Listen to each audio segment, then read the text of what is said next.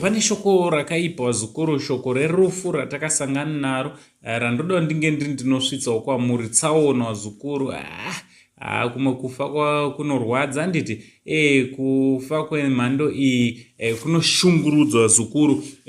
Asi chekutanga usati wasubscribe, I kindly ask you to subscribe, turn on your notification bell so that every time we upload a video you'll be notified. Chitoti zvirikudi kwese kwamuri vazukuru vasekuru seindi pano panumber 1 YouTube channel yenyu anditi.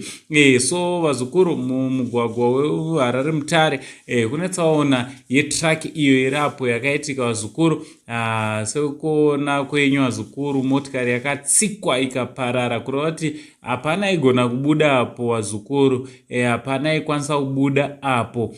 Vanhu vakatofira mumotikari iyoyo, vakanga vari mumotikari iyo.